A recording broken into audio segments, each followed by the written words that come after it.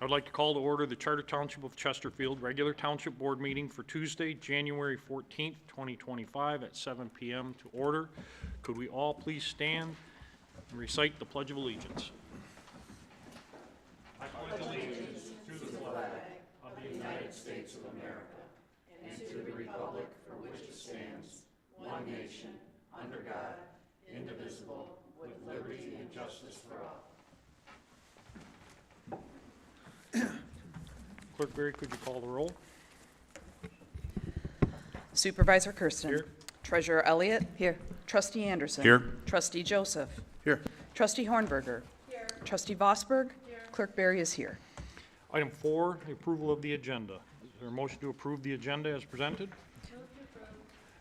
Trustee Vosberg, supported by Support. Clerk Berry. Discussion. Clerk Berry, call the roll. Trustee Vosberg. Aye. Clerk Berry, aye. Trustee Anderson. Aye. Trustee Joseph. Aye. Trustee Hornberger. Aye. Treasurer Elliott. Aye. Supervisor Kersten. Aye. Item 5, presentations. I have no presentations scheduled tonight, or there are none scheduled. Item 6, department reports. I'll start with board members. Trustee Joseph. A couple quick ones tonight. Our Public Safety Advisory Committee met on January 8th. We were updated on the building exterior renovations, which are going along as scheduled. Records and DB renovations are taking shape, and everything seems to be moving along as scripted, I guess. The board approved at a few meetings ago a pallet stacker. If you recall, we approved the purchase of a pallet stacker, which allowed for additional space in the garage. That has turned out to work exceptionally well. In addition, the rifle program that we approved at the last meeting now has 32 officers enrolled, and that was very much appreciated by the staff. We have a new police officer which started on January 6th, sworn and started. We have an agenda item which we'll hear more about tonight involving the PowerDMS, the 3-year subscription renewal, and I'm sure it'll come out in the presentation, but the one that is a budgeted item, and it is also a sole source vendor. It's one of those areas where it would do us no good to take it out for bid. It is kind of a proprietary product. The conducting of the audit and the public safety websites have been updated. They're updating. We have a number of items that are kind of old and need to be updated. So the public safety websites are undergoing kind of a major renovation, if you will. Lastly, the fire department is working, as we've given you updates in the past regarding the accreditation process. We are now entering the what is called the 6-month appraisal for accreditation. So that continues to move forward, and a tremendous amount of work, but it's going extremely well. The other update that I had for the board, we'll talk more about as it's an agenda item, but just our senior advisory committee met for the last time unofficially last night, and with the approval of the board, we will move towards a formal senior advisory committee meeting in February.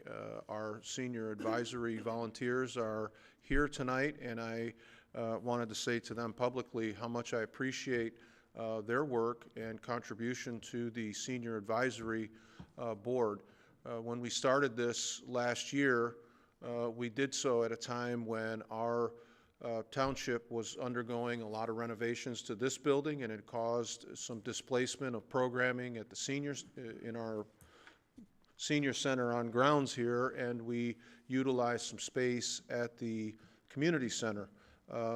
That was very difficult in the beginning. In fact, we were talking last night about all of the really kind of ugly and difficult rumors that were being passed around in those early days.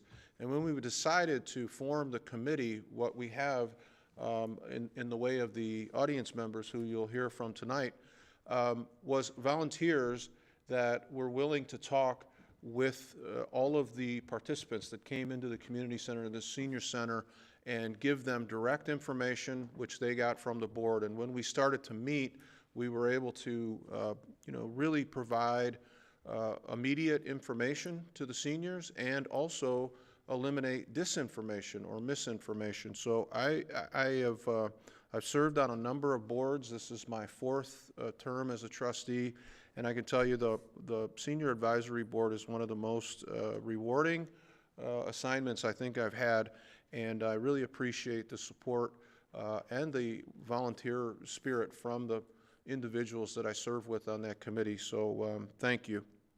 We did talk a little bit about a couple of things involving just some senior specific issues. The township is going to be undergoing some renovations to this room, to our boardroom, and that will result in an upgrade in our sound system and our microphones. And we did spend some money on the current system, so I'm happy to report that they will be repurposed and used over at the senior center. We talked about the public hearings for the CDBG monies. When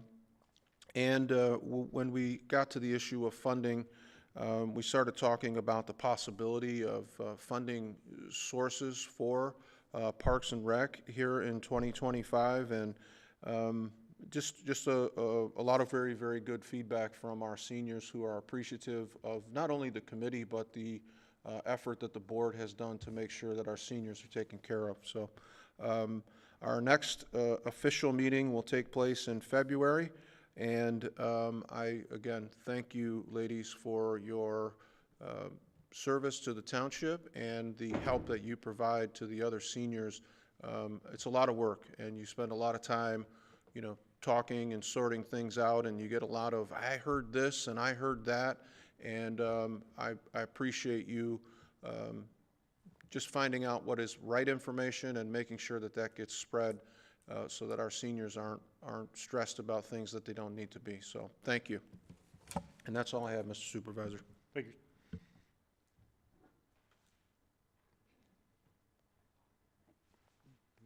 Clerk Baird. Thank you, Mr. Supervisor.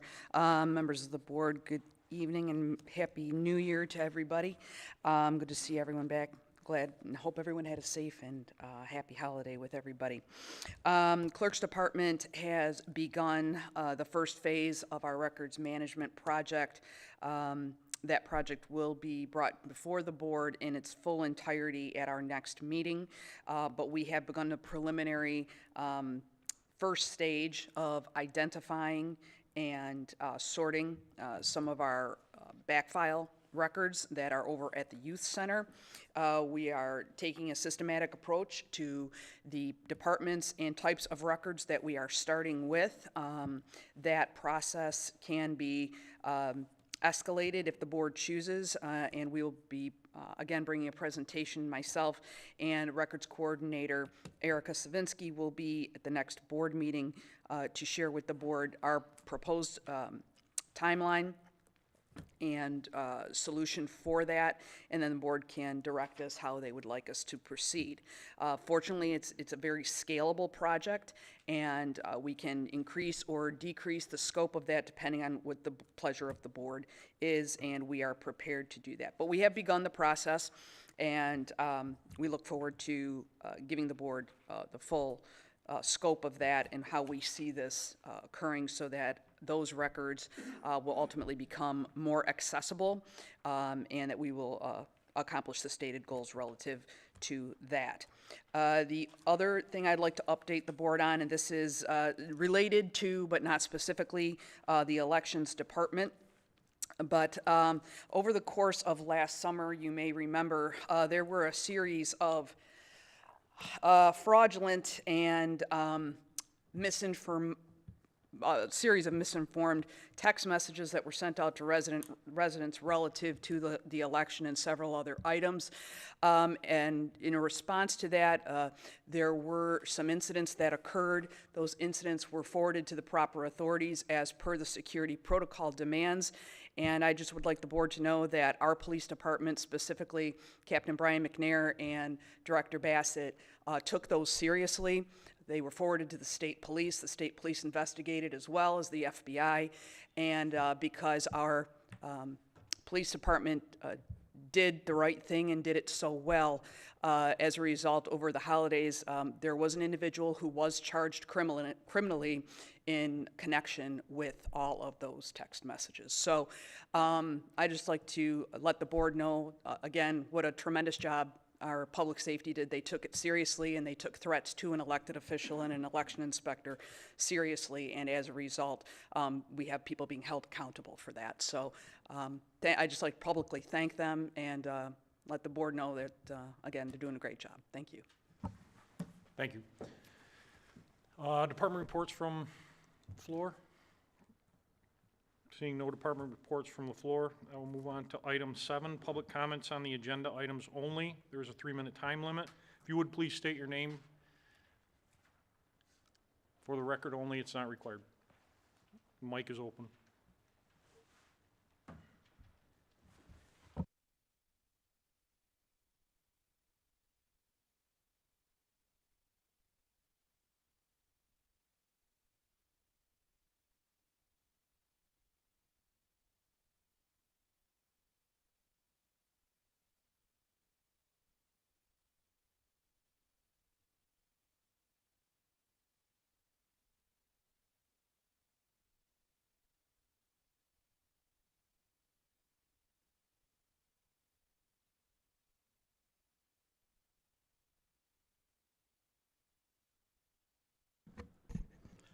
My name is Joe Kadage. I live on Sutton.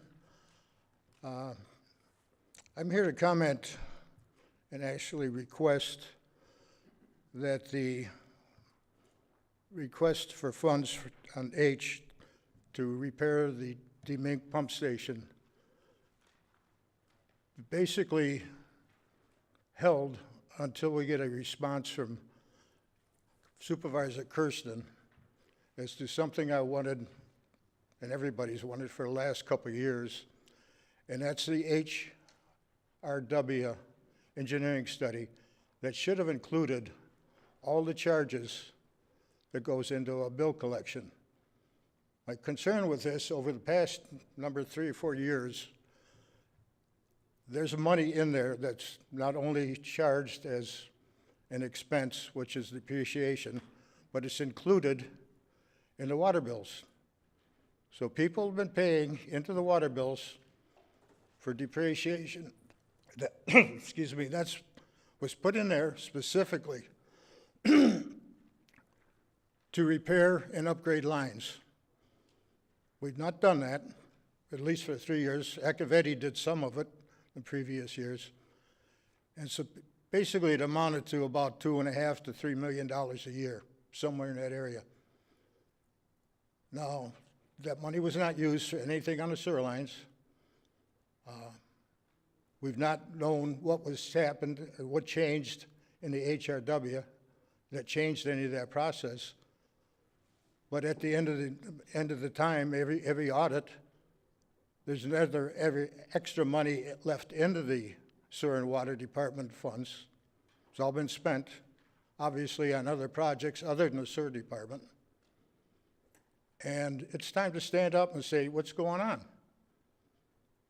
By denying him this project has to be done. There's no denying that. But in not doing the rest of it, the whole sewer department has been left in a mess. I can think about 6 projects that have been out there for years that were there before he started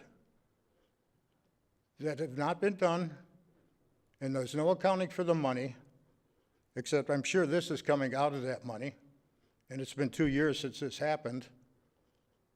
It's time to get a hold of this thing.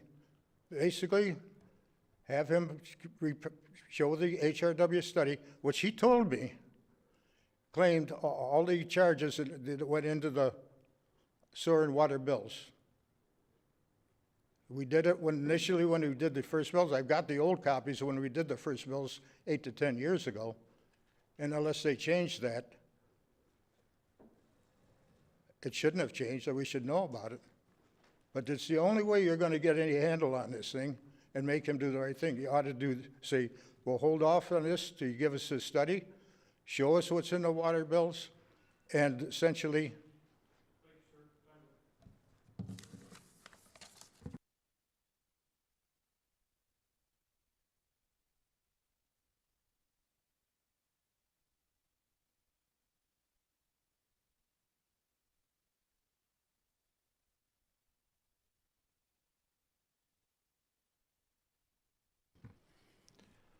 Christopher Pierrick, I live on Embassy. I received a letter in the middle of December from the supervisor's office about a $560,000 grant fund that was awarded to the township. This letter also says that this will be discussed on January 14th at the 7 o'clock Township Board meeting. I don't see it on the agenda. Is that an item that we're discussing tonight, since it's not on in the agenda? So the when will it be discussed? So this letter doesn't mean anything? Okay, because it does say 7 o'clock tonight. Thank you.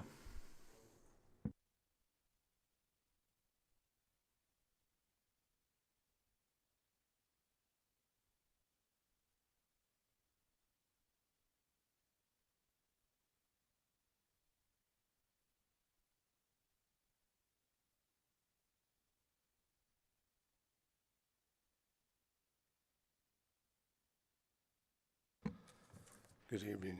I'd like to address you on agenda item H. I've noticed on any of the projects that we ever give out around this township that you go out for your bid, and then when it comes here to vote on the bid, you always seem to have a contingency fund added to it.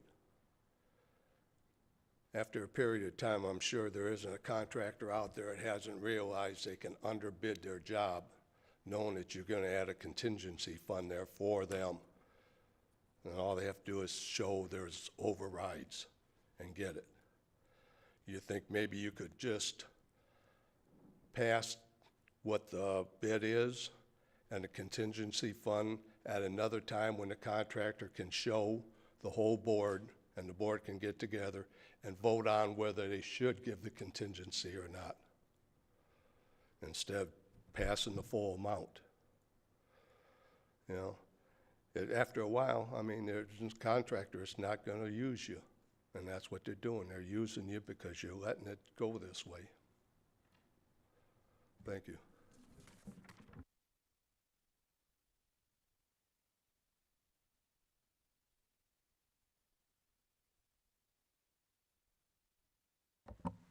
Any further comments from the public?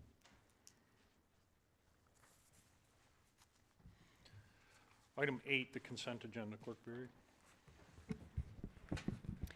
All items under the consent agenda are considered routine by the board and will be enacted in one motion. There is no separate discussion of these items. If discussion of any item is required by a board member, it will be removed from the consent agenda and considered separately.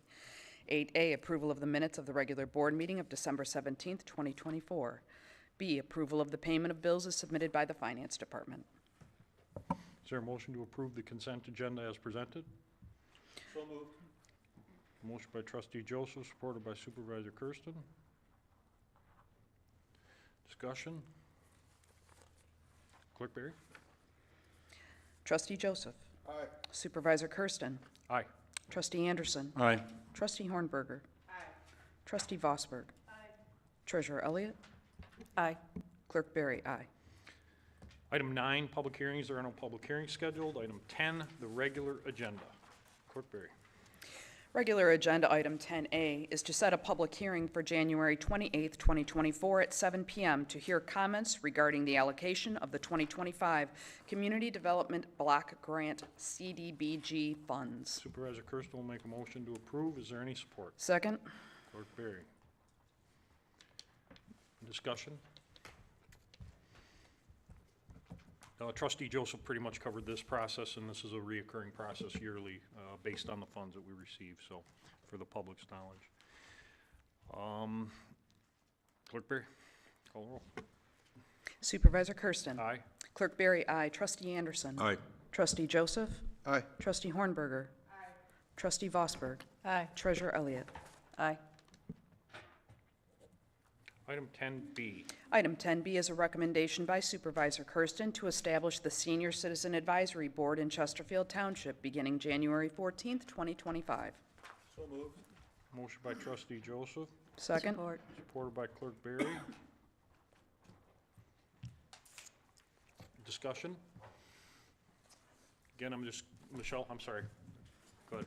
I'm going to echo what Trustee Joseph said earlier. This is the great committee.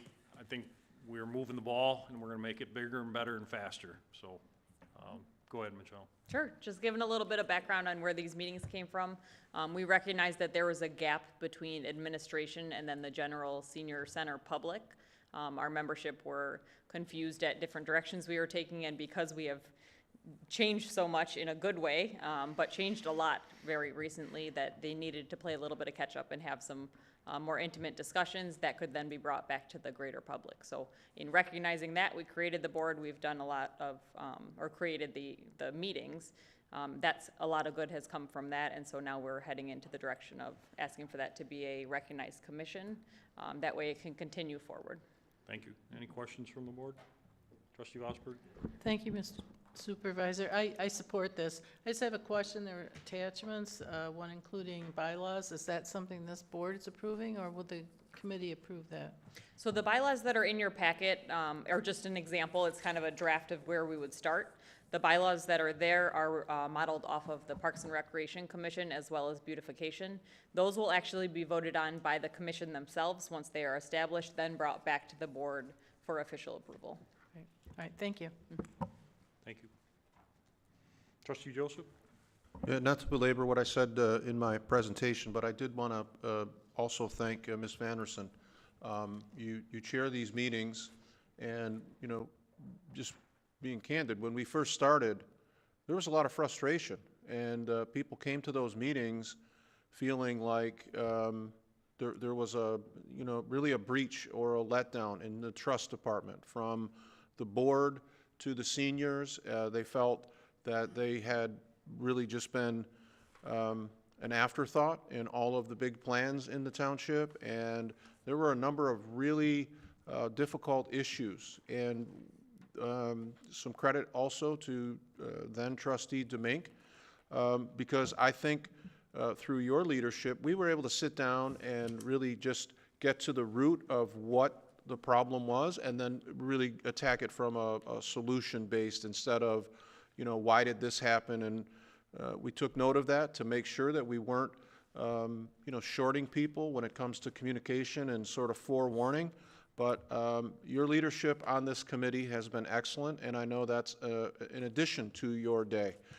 You're at the community center, and you're working your day job, and then you know, to chair these meetings and go the extra step. It's a real pleasure to work with you there, and I appreciate your effort on that committee. So thank you for all you've done, because it really does pay big dividends, and thank you. No further questions. I have a motion by Trustee Joseph, supported by Clerk Berry, to approve item 10B. Clerk Berry. Trustee Joseph. Aye. Clerk Berry, aye. Trustee Anderson. Aye. Trustee Hornberger. Aye. Trustee Vosberg. Aye. Treasurer Elliott. Aye. Supervisor Kersten. Aye. Item 10C. Item 10C is a recommendation by Supervisor Kersten to appoint Lisa Minter, Charlene Munt, Barbara Kress, Karen McCullough, and Eleanor Lamb to the Senior Citizen Advisory Board for a term starting January 14th, 2025 through January 13th, 2026. Is there a motion to approve? So moved. Trustee Joseph, and I'll support that.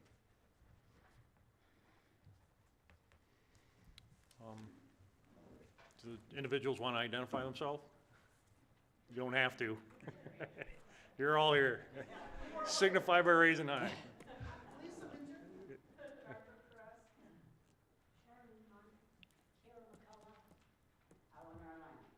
Thank you. Michelle, I step on you? Sure. So these 5 members were chosen they're actively involved in our senior center programming, and they all come from different areas. And so we wanted to choose a diverse group that could reach each individual area.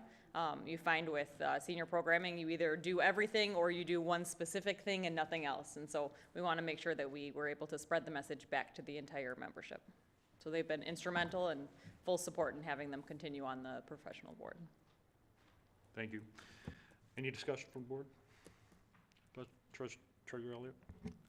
Just want to thank you ladies for serving, and it's a lot of great feedback coming back from what you guys have been doing. Thank you.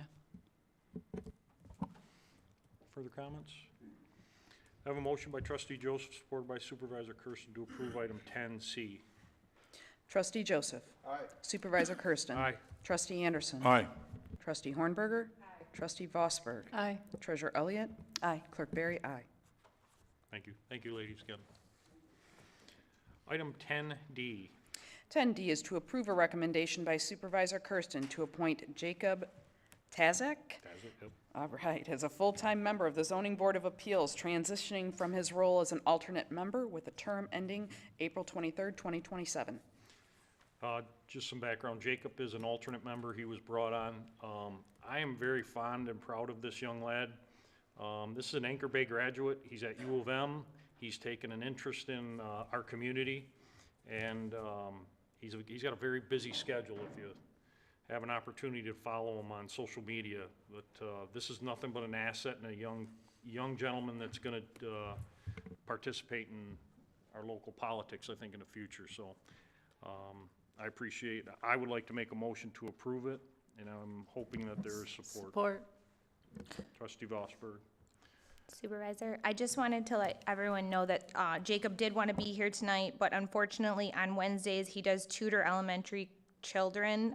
He volunteers to tutor elementary children on Tuesdays, so. Discussion? Seeing none, I have a motion by Supervisor Kersten, supported by Trustee Vosberg, to approve the appointment. Clerk Barry. Supervisor Kersten. Aye. Trustee Vosberg. Aye. Trustee Anderson. Aye. Trustee Joseph. Aye. Trustee Hornberger. Treasurer Elliott. Aye. Clerk Barry, aye. Item 10E. Item 10E is a recommendation by Supervisor Kersten to appoint Stephanie Alexi as an alternate to the Board of Review with a term ending December 31st, 2026. So moved. Trustee Joseph, supported by Supervisor Kersten. Again, I want to fill in, this is an amazing individual. We've all known for a long time. Has a lot of knowledge of the township and will be a great asset to the board. So, are there any questions from the board? Mr. Supervisor, no questions, just echoing, Stephanie Alexi is served this township for long time, and it's not just her.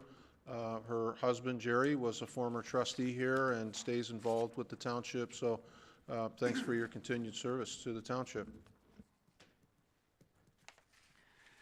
Thank you. I have a motion by Trustee Joseph, supported by Supervisor Kersten, to approve the appointment. Clerk Barry? Trustee Joseph. Aye. Supervisor Kersten. Aye. Trustee Anderson. Aye. Trustee Hornberger. Aye. Trustee Vosberg. Aye. Treasurer Elliott. Aye. Clerk Barry, aye. Item 10F. Item 10F is to approve a recommendation by Supervisor Kersten to appoint Frederick Cox as a member of the Board of Review with a term ending December 31st, 2026. Is there a motion to Supervisor Kersten will make a motion to approve. Is there Support. any support? Clerk Berry? Carrie, is he here? No. Okay.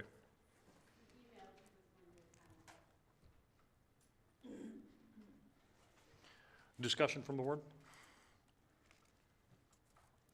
Seeing none, I have a motion by Supervisor Kersten, supported by Clerk Berry, to approve item 10F. Supervisor Berry. Kersten. Aye. Clerk Berry, aye. Trustee Anderson. Aye. Trustee Joseph. Aye. Trustee Hornberger. Trustee Vosberg. Aye. Treasurer Elliott. Aye.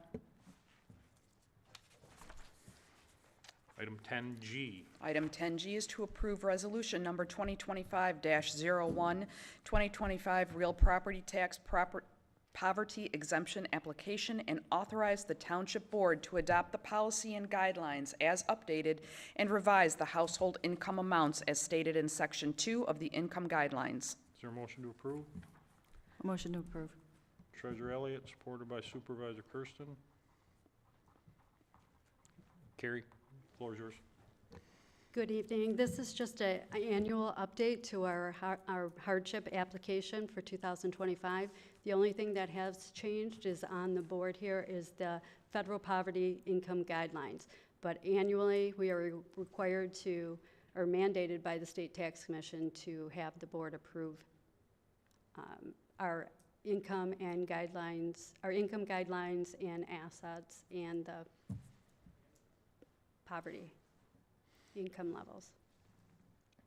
Questions from the board? Treasurer Elliott, I'm sorry. Gary, could you just talk about, this is on the website, is it? Yeah. Once it's approved tonight, it will be available on our website, yes. All right, in the process, just a little quick, would you just, in case I think the process is not familiar to everybody, would you kind of give a little quick summary of what they would do if they did qualify? So during the year, once their income is provided to us, they fill out an application. An applicant can fill out an application for the March Board Review, the July Board Review, or the December. And we review strictly on income. So they provide the income. It used to be extenuating circumstances, but we can no longer take that into consideration. It's based on how many household members in the home and their income. And we provide, the board review will determine whether they qualify for a 100% exemption, 75%, 50%, 25%, or a denial. So. Any further discussion? Trustee Vosberg. Thank you, Mr. Supervisor. Is it strictly income, or does it also include assets? It does, yeah, they have to meet the asset that you're in your packet. It does have an asset Right. test. Okay, thank you. Trustee Horn, got any further questions? A motion by Treasurer Elliott, supported by Supervisor Kersten, to approve item 10G. Clerk Berry. Treasurer Elliott. Aye. Supervisor Kersten. Aye. Trustee Anderson. Aye. Trustee Joseph. Aye. Trustee Hornberger. Trustee Vosberg. Aye. Clerk Berry, aye. Item 10H. Item 10H is to approve a recommendation to award the Morriston Inc. Pump Station Outlet Sewer Rehabilitation to the lowest responsible bidder, L. DiAgostini and Sons, Inc., in the amount of $3,007,960, and to approve the total project cost in the amount of $3,784,131.25. Supervisor Kersten will make a motion to approve. Is there any support? Support. Trustee Joseph. Mr. O'Connor. Good evening. This project is to rehabilitate the outlet pipe from the Demink pump station, which was installed roughly 1980. So it's been in the ground about 45 years. There really has been no maintenance on the pipe, and we are aware of a couple failures at the joints with the pipe. So this project would dewater, bypass pump the pump station, dewater the pipe, and then rehabilitate the pipe. If awarded, that work would start this spring. Questions from the board? Trustee Joseph? Mitch, how much sanitary sewage does the Demink pump station have? Zero. So It's a, I only ask you that because we had a comment earlier about the water and sewer study, and that maybe the board should hold off until we get an update on the water and sewer. And just to be clear, not all water is equal, and sanitary sewer and storm sewer are two totally different things. So when we have massive rainfall or any rainfall that impacts homeowners, that water will back up into homeowners' houses, as it did during the flooding last year, especially in that close proximity to the Maurice Demink pump station. So to be clear, I do understand the comment regarding, an understanding of where sewer and water money goes, but on this particular issue, it has nothing to do with the Demink pump station, and this is a storm water pump station and not a sanitary. So the water and sewer fund is completely independent, and this would be a general fund purchase, monies that come out of the general fund for stormwater mitigation. And as I think even the person who was suggesting that we delay this approval mentioned, it has been in known disrepair for many years, and we've tried, I think, to keep it active and to keep it pumping to some level, but at some point it just becomes, an impossibility. And so a lot of time and energy has gone into creating a temporary sort of redundant process while you, as you say, dewater and replace the pump. I would note that even from the very early on, the ballpark estimates of where we thought we would be, taken as 3 years ago even, we're actually pretty close to this bid.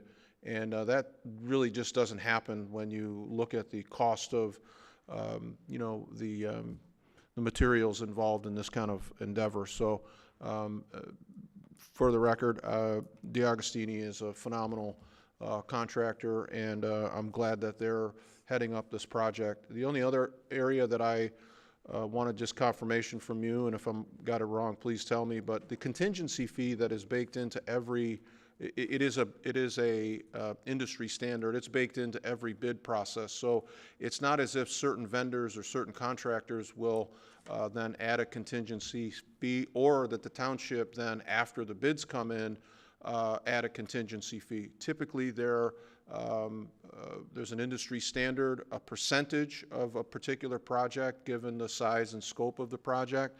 Some actually have higher contingency fees because there's more unknowns when you're dealing with soil conditions or a rehab, and you don't know how bad the project is until you start tearing it apart.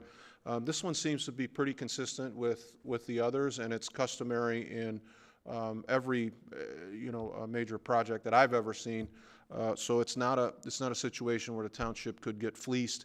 And like any other contingency fee, it's not an automatic. It's not as if the contractor can just say, oh, we're going to take advantage of the 10% or whatever the contingency percentage is and just pad the bill. That comes through your office, and presumably we know where there's problems, and we check those as the project goes.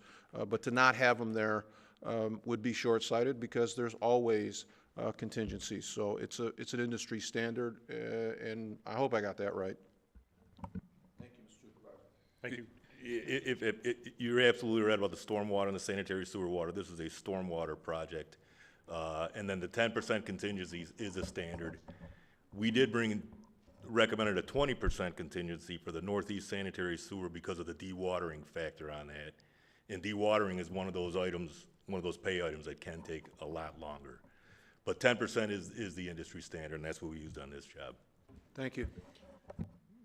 Mitch, I just want, any further questions from the board? I just want a quick, Barry.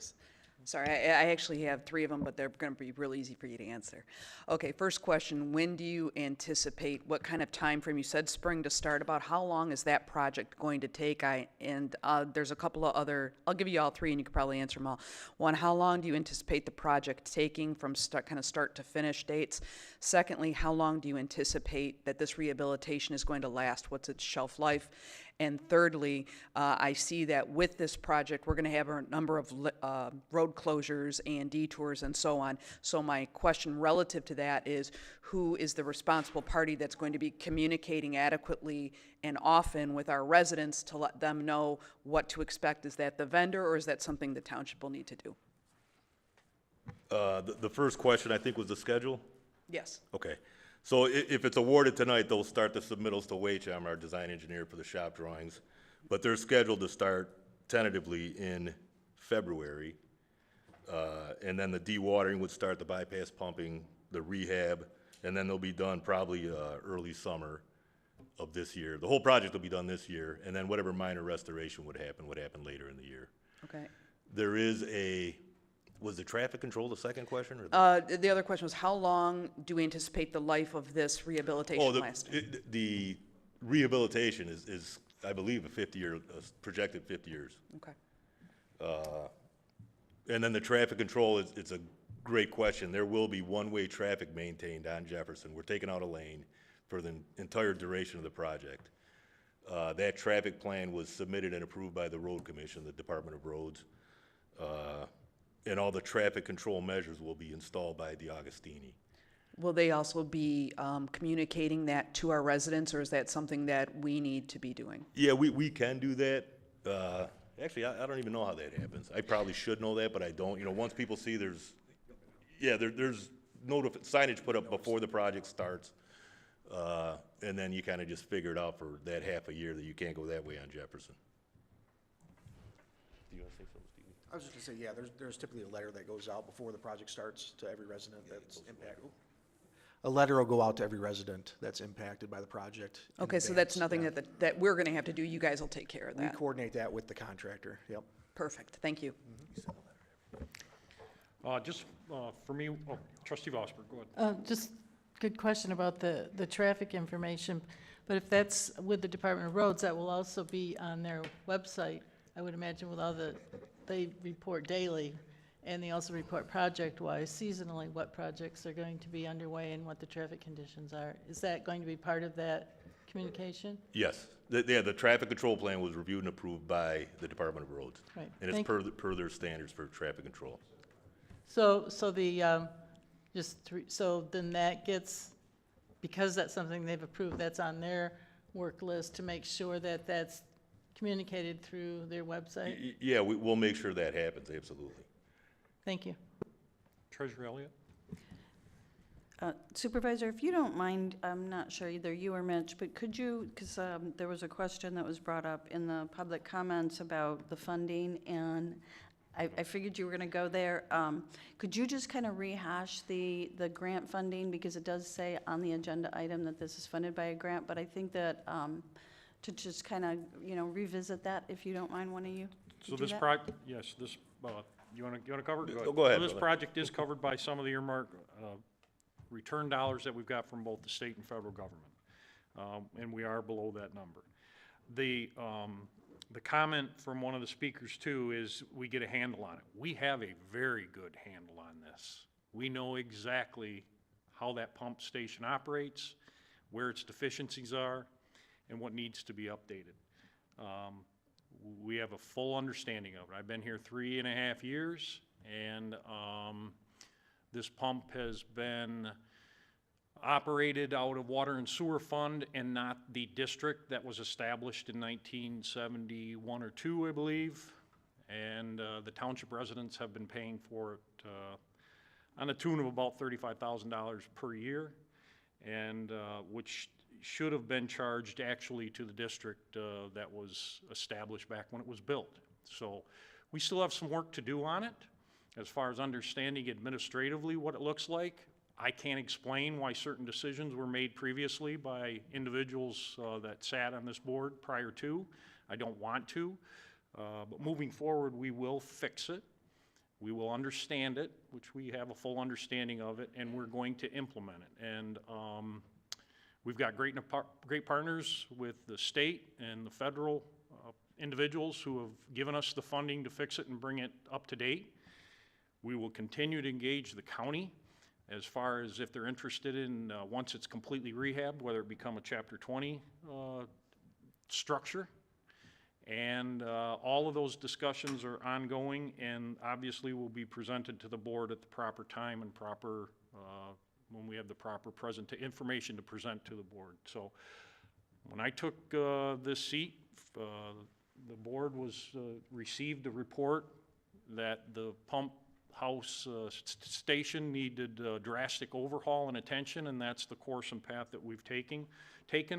And to Treasurer's point, we've done this all right now with state and federal dollars, but the long-term care operation of it does need to be addressed, and we'll bring that back to the board at the proper time. So what we're asking right now, what Mitch is asking for, is a huge undertaking for our township. It's been a concern back years ago, and I'm glad to see that it's finally, we're making headway on it.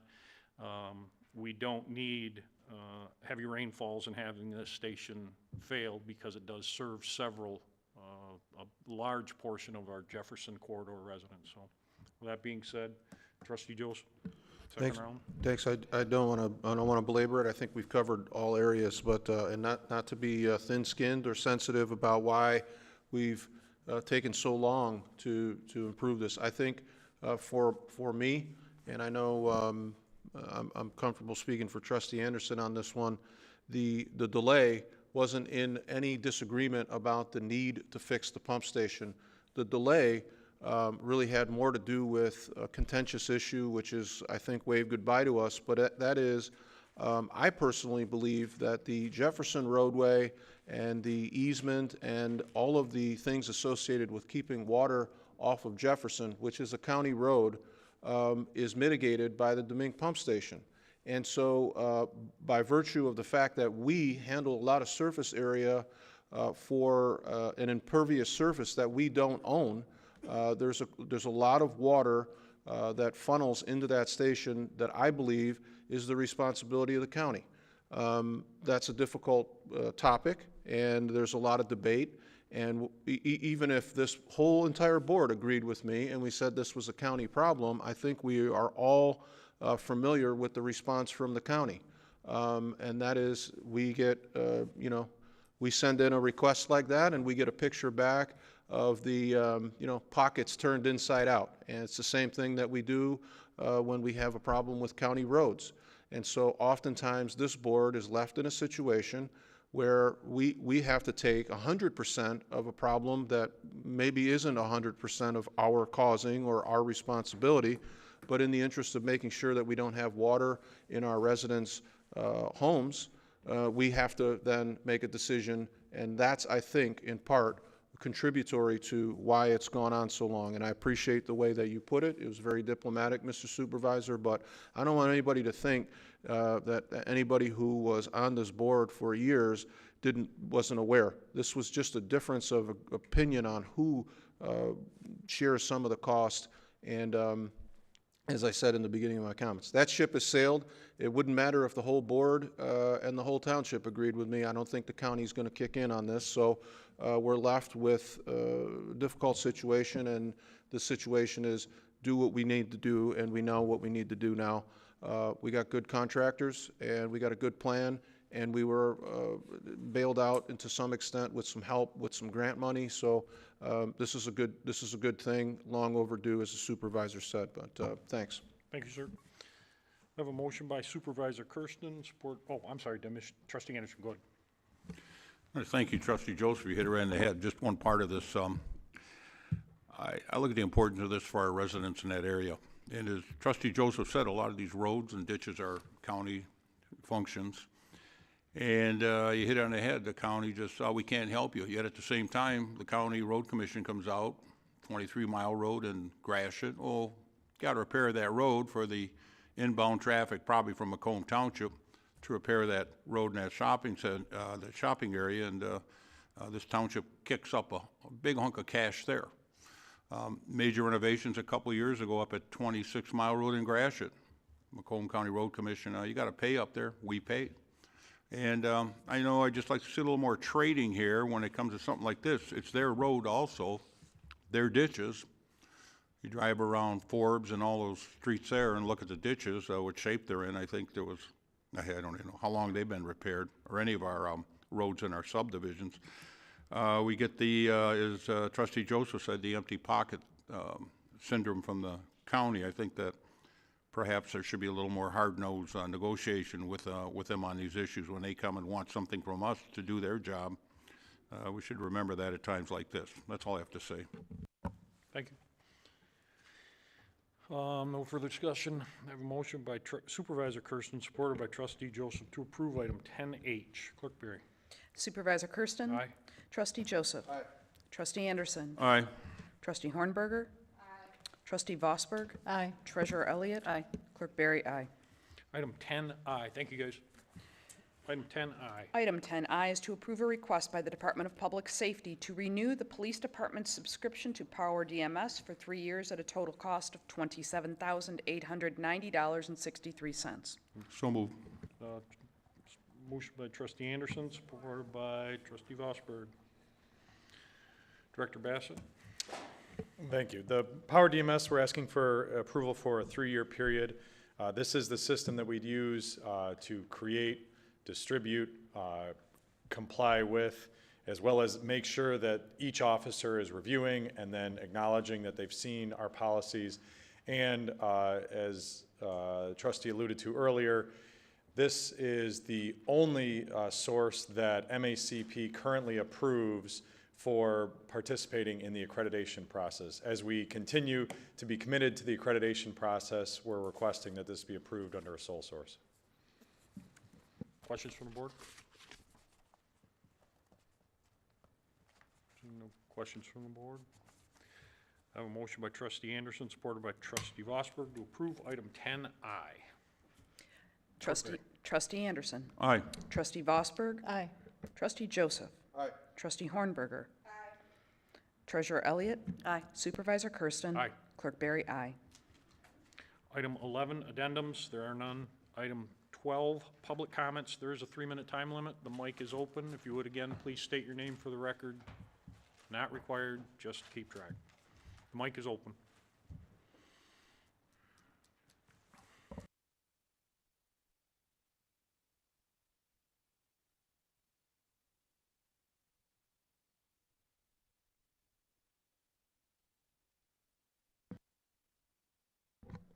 Joe Kadich, again.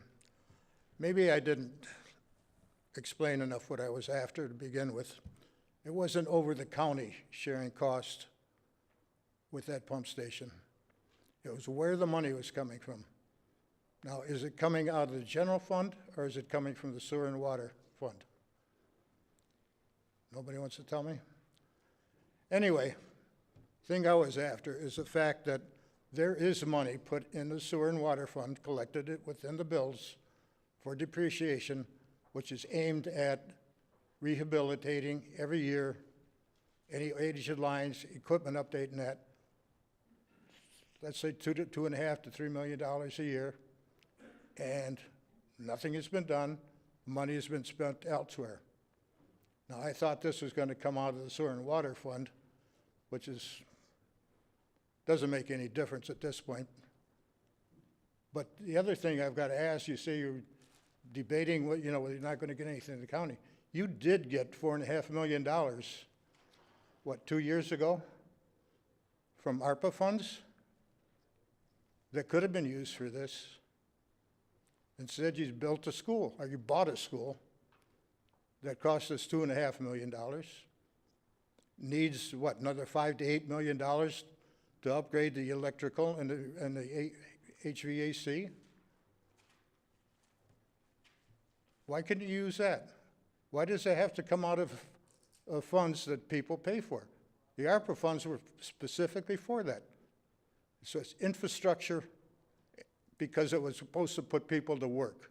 That was the whole thing about the ARPA funds. You put in a $750,000 boat launch system because you wanted to have the best system there, or the best, whatever the hell it was. You put $400,000 of it into the water department for something there was no return on, to get electronic transfer of the bills instead of having somebody drive around 4 times a year in a truck to read the meters. It's automatic now. And then on top of that, it wasn't compatible with the water meters, and you had to fund another $500,000 or more so they could use it. $500,000 for that did nothing for the people, other than they'll be able to see how much water they're using. Big whoop. I wish this board, that there's enough of you there, if you haven't sold your soul to him, to look into the fact, bring out the HR study, see how much is allocated, how much we pay, and what should be going into it, what we should get out of it. It's not happening. The last one I knew of, there was money in there every year for that, the depreciation. And it's never been used, and it's not there now. Thank you, sir. Appreciate it.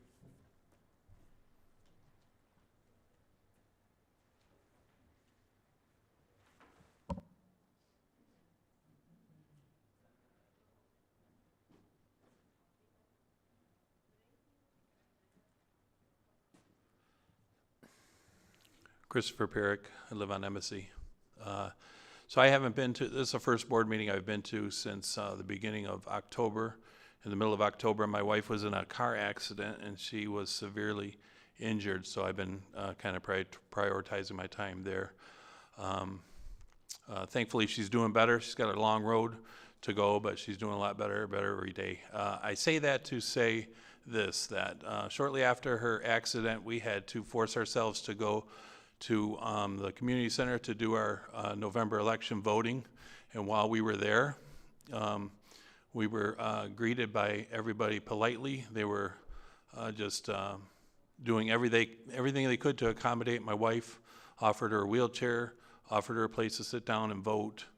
Even the gentleman that was putting the ballots in the machine helped her because she couldn't hold the ballot properly, and did it with discretion so he wouldn't see anything. And just hats off to you, Clerk Barry, and your whole team. You guys just rocked it out.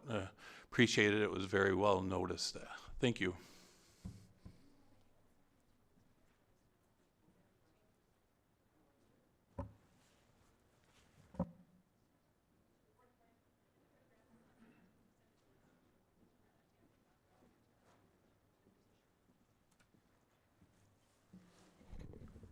Hi, Mike Horton, 50393 Bauer.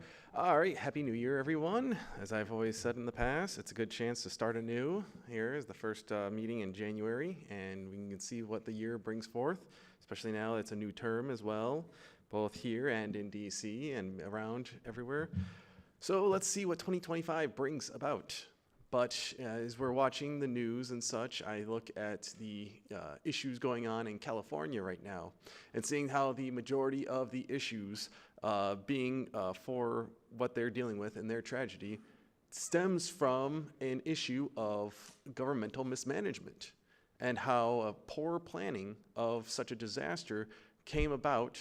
We're coming to find out several different things regarding the resources that they had for their fire department, for their evacuation protocols, for how they could have prevented a lot of their fire situation through mitigation processes that were ignored. And this comes into playing here. I would never think we would have to deal with something like that here, especially in an area surrounded by fresh water. But it does take into consideration how important local government is in managing resources for emergency situations and for regular day-to-day use of taxpayers' resources and funding. With that being said, I think it's also important to see how when a tragedy occurs and we see the failures of government in it take hold, this creates a serious issue of distrust and mistrust between the general public and the public services they try to employ. With that being said, it is always back to what I've stressed at this podium for many, many years. The concept of trust for government in our community and beyond that. It's stemming from, say, the county, the state, federal, of all the capacity of that nature.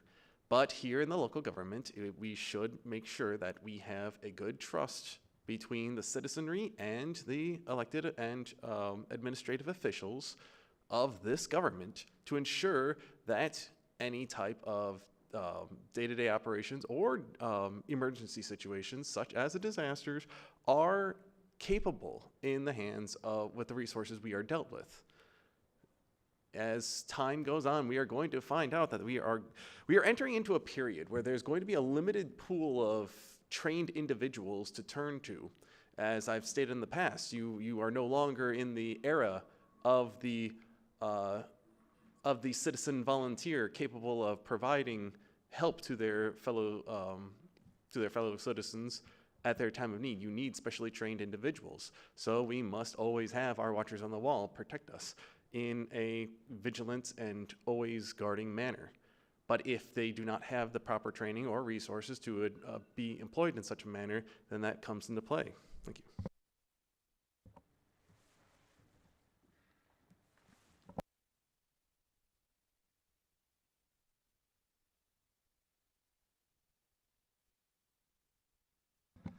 Good evening.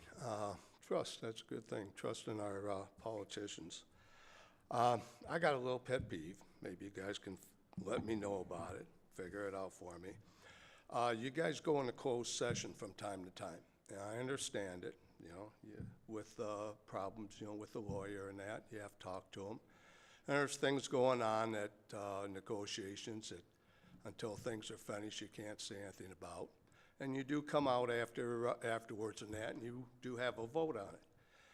But I've been unable to find anywhere in the meeting minutes where it ever comes up, anything that ever happened in the closed session on down the road. At no place has anybody given us any of that information. I mean, I understand when something's going on, you can't tell us, but after it's over, we have a right to know. Couldn't you add something like old business onto the agenda, where things like that, after a period of time, when they're cleared and that, and it's safe, you can tell us what's going on?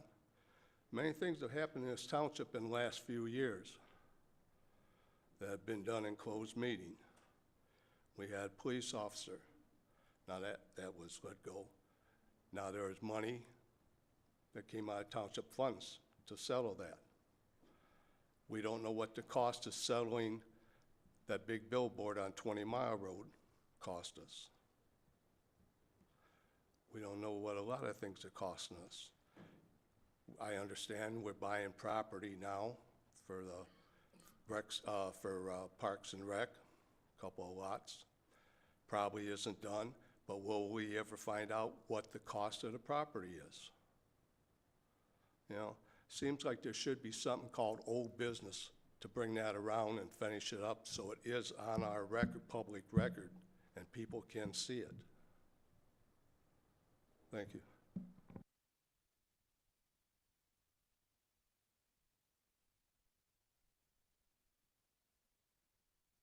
Any further public comments? We'll bring it back up to the board. I'll start with Trustee Hornberger tonight. I'm good. Trustee Vosberg, good. Trustee Anderson.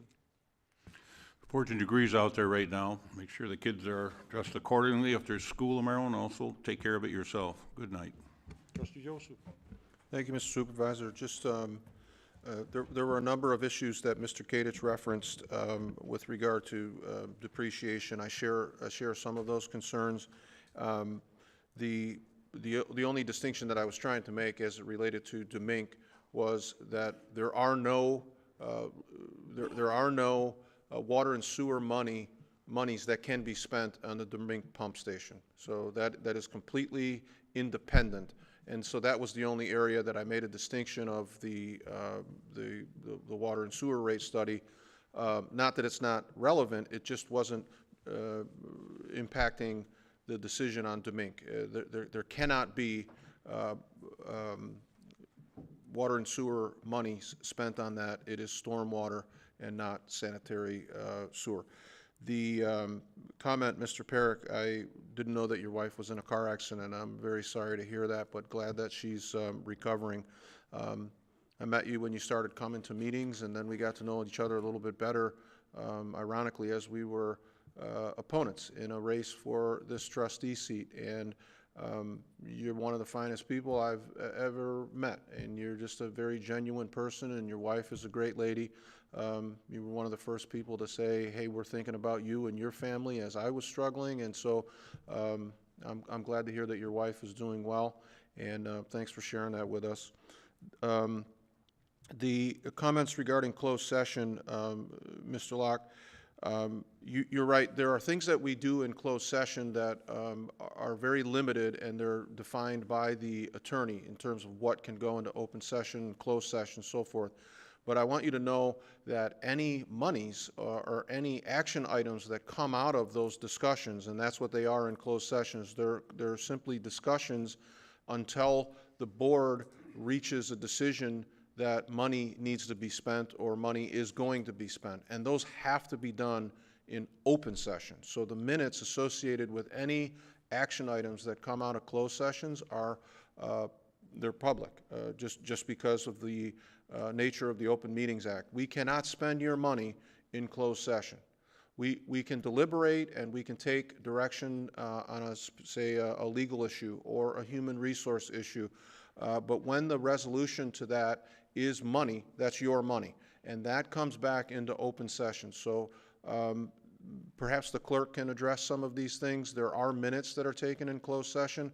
Those minutes are sealed, and they are not available for public because at that point they are still discussions, and they still involve delicate issues involving perhaps HR or so forth. So there are minutes, they are sealed, and there are very few reasons that they can be unsealed.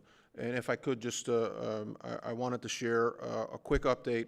A lot of people see me with our badge 55, gold 55 now as we call them.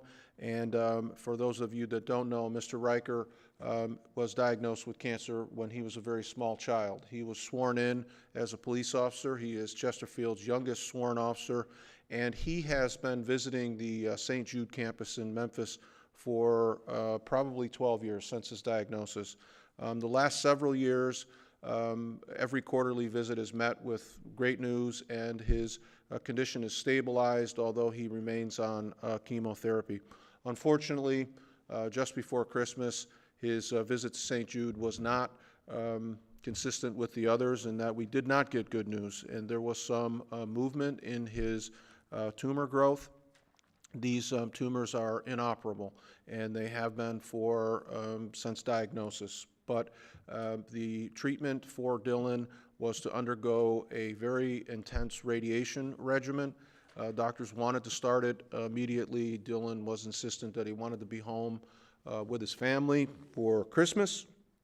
So Dylan flew back to St. Jude on December 30th, and I get daily updates on his radiation treatment. We will know towards the end of his 6 weeks whether or not it's been successful, but the immediate concern was that perhaps the radiation would cause him some problems with headaches, and people that have dealt with cancer know the challenges that are associated with radiation.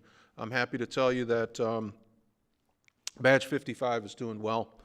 He's not experiencing any real problems associated with the radiation, so please keep a good thought for the Riker family.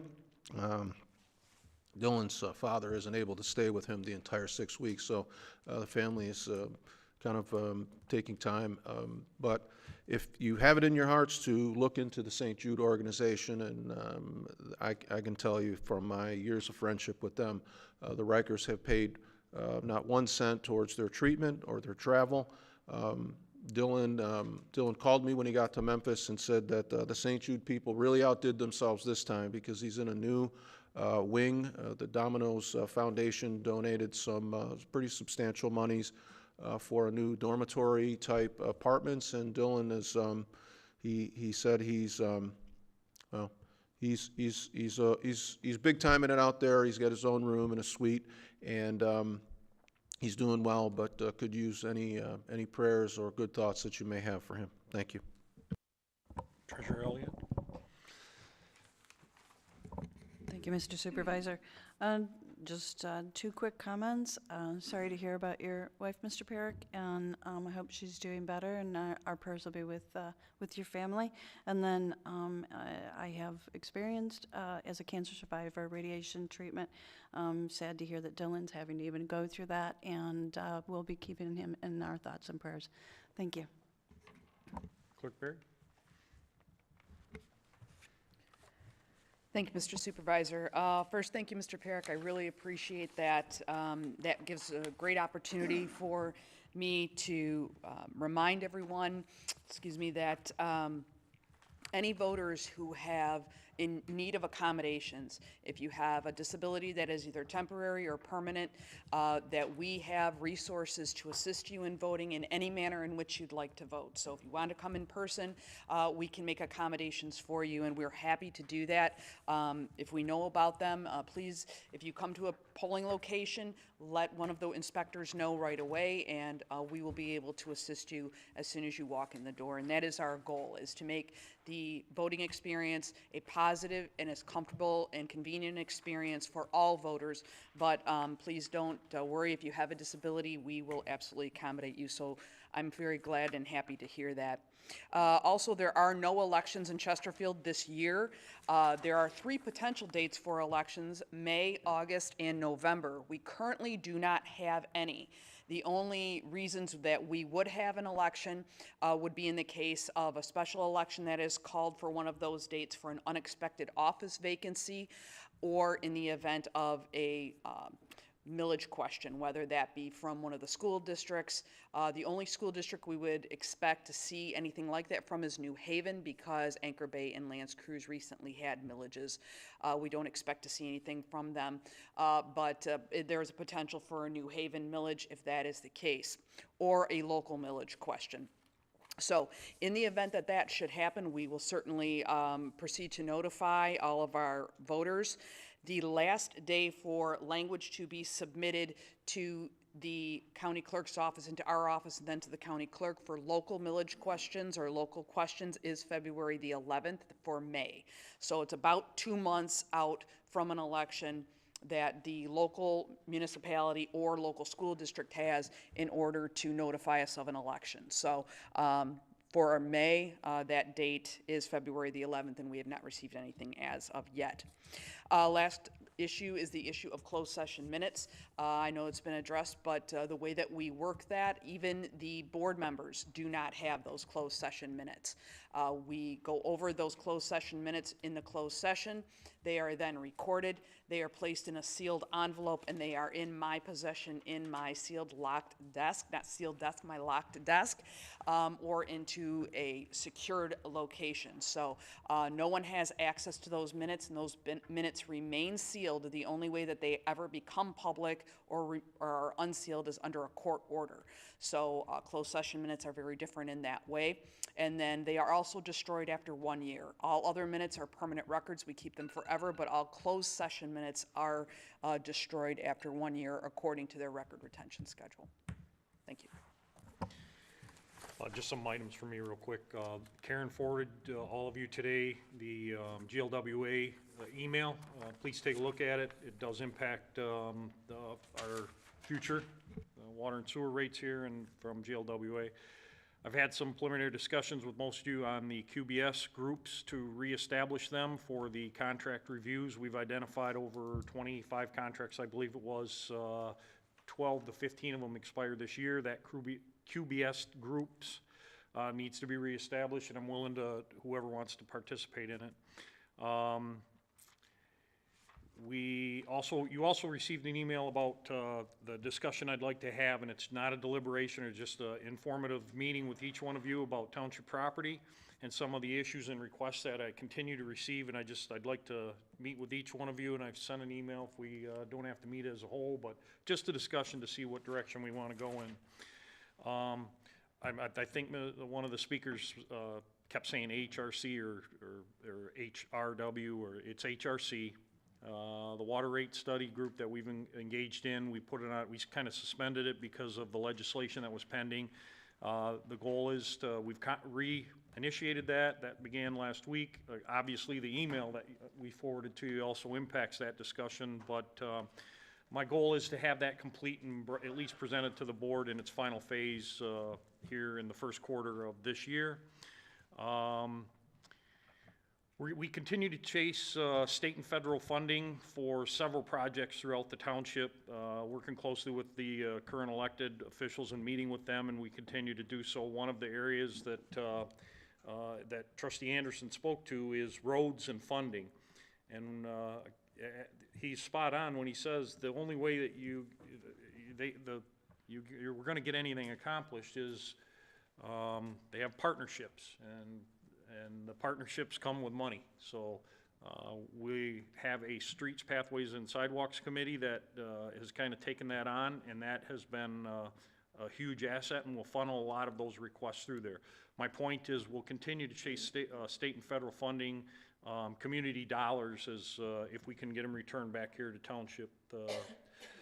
The comment about the DNR Trust Fund grant, yes, that was a huge win for the township, and the plan was to discuss it. Unfortunately, there's timelines that were flexible, that because of the funding that came from DNR Trust Fund, we had to extend that purchase out. We are in a due diligence period still for both of those parcels. My hope is to close that out, bring that item back to the board. That was originally discussed and maybe the topic of conversation in a closed session. It was property acquisition that we'll just keep it out in the public now since it's here. So my hope is if there are any questions or any residents that have questions about the two parcels, we did send letters out to them notifying them. There's a contact number on there. We will have a date that the board will address that entire request, hopefully within the next couple of meetings.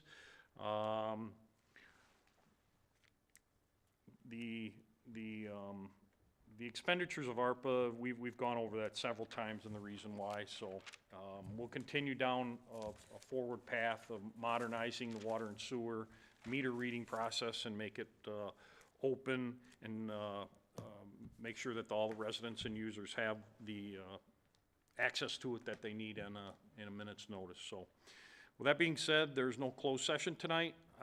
Supervisor Kersten will make a motion to adjourn. Is there any support? Second. Clerk Barry, all in favor? Aye. Opposed? Meeting's adjourned.